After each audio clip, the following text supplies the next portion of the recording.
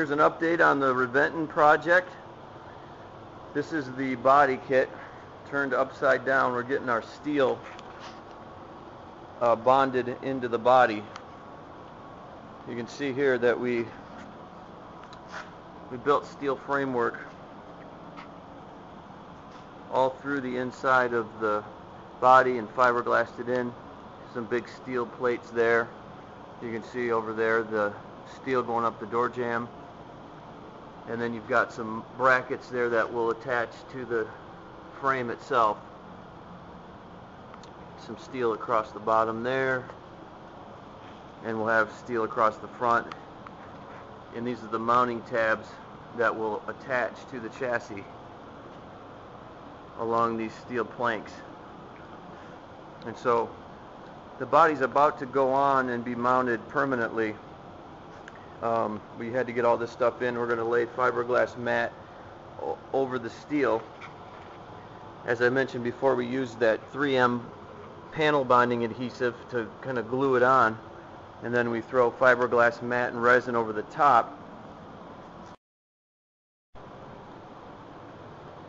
Here's another view of the underside of the chassis, or I'm sorry, the underside of the body. You can see the steel tabs there that come off of our planks. That will attach to the chassis. It'll be bolted down across there, across the front. Several places where it mounts to the chassis.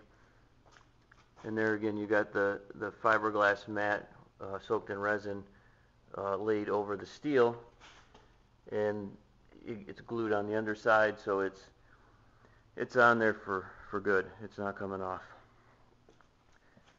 Here's our rolling chassis with our Reventon wheels widened to 13 inches in the back.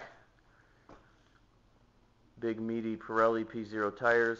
This muffler again is just tacked on there. That's going to all change. But again, there's your wide tires. We've got our steel framework all done. This is a really beefed up heavy duty frame. You could probably put 1,000 horsepower on that, and it would hold up to the power. Kind of another view of the frame.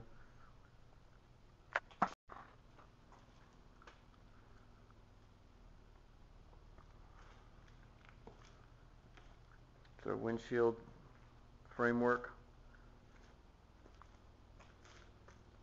I mentioned in a previous video that we've got power steering, Toyota MR2 electric power steering pump, and a Camaro rack and pinion to give us power steering.